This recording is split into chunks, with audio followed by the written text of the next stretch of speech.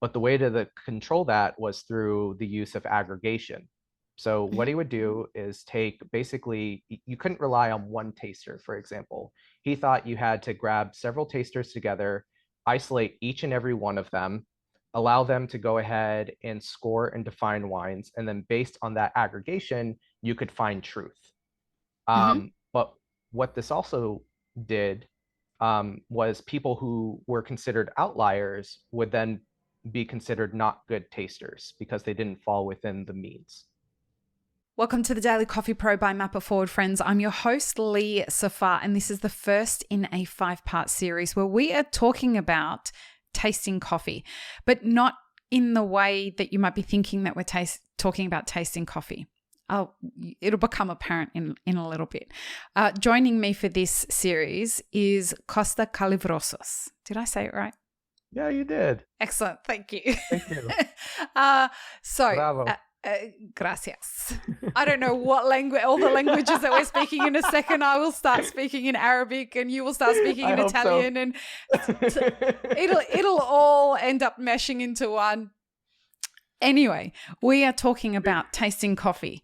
And this is going to be an interesting conversation because we're going to be talking about more of the nuance and the history and the kind of the philosophy behind tasting coffee. So to get us started, Costa, why don't you tell us about you? Sure. My name is Kosta Kallivrousis. I'm the U.S. sales manager for El Grano. We're a digital platform and a marketplace to connect producers and roasters. Um, yeah, and so, part of my job is an intersection of taste. Mm-hmm. And I have been privy to basically seeing the buying and selling of green coffee for about the last 7, 8 years. Um, and I'm also a licensed Q grader. I've been a US Brewers Cup finalist in the past as well. And, I've had an overall obsession with taste and the intersection of power and taste probably since like right before I started selling green coffee. Um, and really, like it became interesting to me when I ended up meeting some coffee producers in Guatemala. It was my first ever origin trip. And it was, I mean, your prototypical amazing experience, this feeling of paradise. It had been what I've been working so hard to like have the opportunity to see firsthand. Mm-hmm. Um, and out of conversations and experience that I had with several producers in Guatemala, and ended up basically launching me into an inquiry of how did we get to the point where we understand taste in coffee the way that it is? Where did the cupping form come from? What are Mm-hmm. like the attitudes and dispositions, and why are they the way that they are? I would probably consider myself at best an academic enthusiast. Mm-hmm. Um, and, just Googling shit and hoping that I can find like just little bits of glimmer, to the question that I have, which is like, how did we get to where we understand the way that taste functions today? Now, in this episode of the series, we're going to talk about the history of taste. Yeah. So So tell us about the history of taste. I have my own theory, and I'll call Mm-hmm. it my own for now. Mm-hmm. Um, And this comes from two papers in particular, one from Harvard scientific historian Stephen Shapin, Mm-hmm. and then a colleague of his, Christopher Phillips. Shapin did a paper on the subjective objective binary in Californian wine. Mm-hmm. Um, and as I was Explain what reading that this, means, oh, please. sure. So yeah, no problem. So subjective objective binary in wine. So what Chapin was basically looking at is like, how did we go from like European ideas of like, this is what taste is. Taste is cultural, it's aristocratic, and it's poetic. And like, this is how you know what good taste is. For example, in wine, like this is Mm-hmm. how you describe wine. This is how you enjoy wine. These are the varietals that we enjoy. This is why we enjoy them. describing things like sunshines and rainbows. Mm-hmm. Um, and then enter in, halfway across the world into California and UC Davis. A gentleman by the name of Amory Menard like shows up, and basically the state of California throws a whole bunch of money at UC Davis in order to go ahead and restore Californian wine after Prohibition. Mm-hmm. But in order to go ahead and really be able to restore, any type of financial value to wine, Amory started looking at ways to go ahead and challenge European hegemonic power. What So does like, hegemonic power mean? like total control. Okay. So France, Spain, Italy, Germany, these are the predominant like countries that had uh, the majority of control over wine production and consumption and exportation. Okay. Yeah. And so in the US, basically, Amory Menard says that we don't understand taste. Taste doesn't come from culture. It doesn't come from outside, it's a biological structure. And so, what you have to do is understand the thing that you're tasting and the biology of what you're tasting. And once you understand that and you're able to quantify it and describe it, then you can actively, build something that would appeal to the masses. Mm-hmm. And so that's essentially what he did, during his lifetime. There are little homages that I ended up seeing the way that specialty coffee ends up valuing quality in general. Things like, um, you can't taste, foreign or outside flavors. What is Mm-hmm. quality is what is pure and inherent within the coffee itself. So, for example, like Rioe, we consider it a defect because it's an outside flavor at that point. Mm-hmm. In the same way, Menard would consider a petrol-like quality in like a German wine to be default as well, because here is this foreign flavor that's coming through, therefore it's not considered quality. Or even practices, the ability to go ahead and score wine, but also practices such as like triangulation. Mm-hmm. Um, these are, in my opinion, basically the foundations of which specialty coffee ended up building its archetype of what quality should be, which is a focus on, um, finding pure flavors. It's also a focus on numbers, um, and it's a focus, in my opinion, of how to control the subjective experience of people. How to control the subjective experience of people. Yeah. Tell me where the control comes in. Yeah, so this is the sister paper with Christopher Phillips. Mm-hmm. So Menard ended up working with a statistician because he thought that the human experience was inherently flawed. It They could work their way as best as possible in order to make objective statements, assumptions, or objective quality descriptions on wine. This episode of the podcast is brought to you by Mapper Forward's first on-demand workshop, How to Become a Coffee Consultant, available now online for you to learn at your own pace with a certificate available upon completion. Click the link in the show notes to access today for just €50. But the way to control that was through the use of aggregation. So what he would do is basically, you couldn't rely on one taster, for example. He thought you had to grab several tasters together, isolate each and every one of them, allow them to go ahead and score and define wines, and then based on that aggregation, you could find truth. Mm-hmm. But what this also did was people who were considered outliers would then be considered not good tasters because they didn't fall within the means. What kind of scientist was he? Is he Menard? yeah, like a Oh, that's a social good question. scientist or a bio, No. I mean, he was. I'm like trying to remember now. I a think he food was. technologist? What kind of scientist was he? I don't know. Now that it's crossing my mind, I just know that like from Chapin's, description of it, like Menard ended up spearheading, I believe, the viticulture department of UC Davis. Okay, Um, I know his background was like in wine judging. Um, which and doesn't so I really think mean a lot, that's right? mhm, It yeah, doesn't really, but yeah.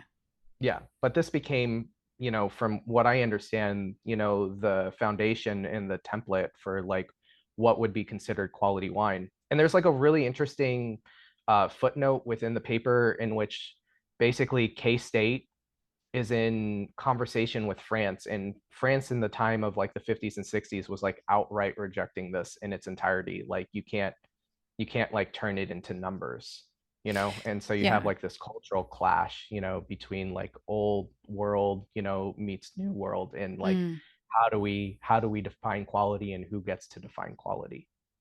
The thing I love about the time that we're living in is that a lot of the presuppositions that we make about, like, not just the things that we think, but like by whole industries, the foundations that industries are based on are getting questioned by people like you.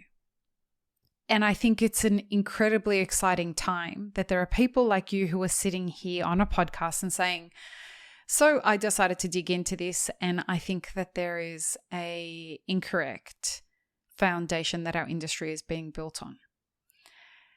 The history of all of this is super convoluted, right? Like it's not just about these two papers. It's about cultural palette. It's about associations like the SCA that are trying, they're shoestring budgets or not getting paid at all, and they're trying to establish themselves as an organization. Because they're not getting paid, people put cupping forms together and they're like, this will do for the moment. We really don't understand this industry as much as we should, but we want to separate ourselves out from the other kind of industry. We want us to be special compared to them. Let's put this cupping form together. And then as you get an influx of people into a new industry, it's like a religion. People just assume the further you get away from the moment it was created, the more adoption it gets. Right? Yeah. I mean, it's I love that you describe it as a religion, because I mean, for personally speaking, my background in school was studying like the history of Christianity, and specifically patristics, like study of early church fathers. And Mm-hmm. that ended up coming about because like I didn't understand like how the Bible was compiled. And the university that I was attending, a biblical college, with PhDs and scholars abroad, I didn't feel confident in the answer that they were giving.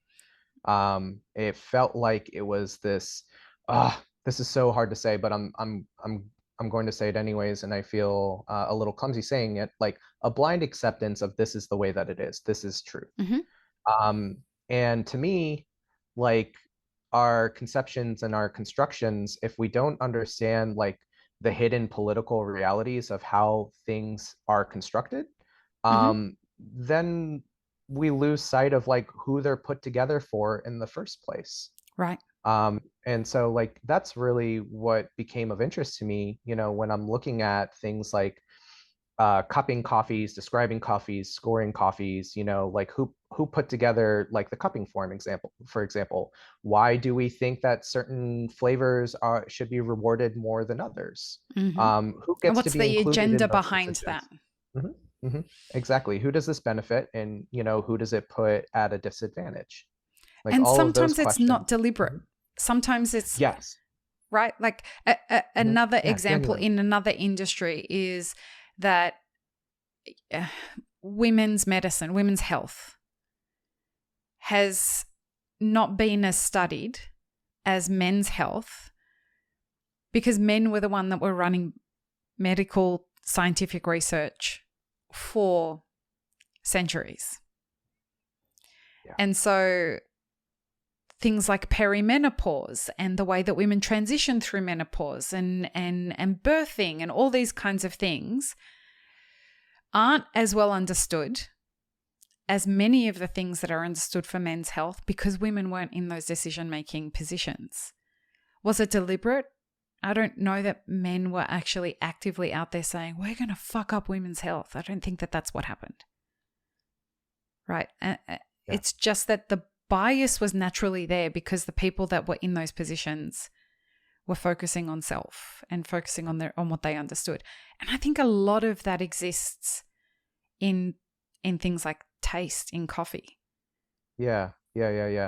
David Graeber, who's probably my favorite thinker on the planet. He's an anthropologist or he was an anthropologist and an anarchist, uses this term interpretive labor, which I Mm-hmm. adore. It's a concept that like when you're in relations of hierarchy, Mm-hmm. where one is above another, Mm-hmm. regardless of what it is, race, gender, class, employment, you know, etc.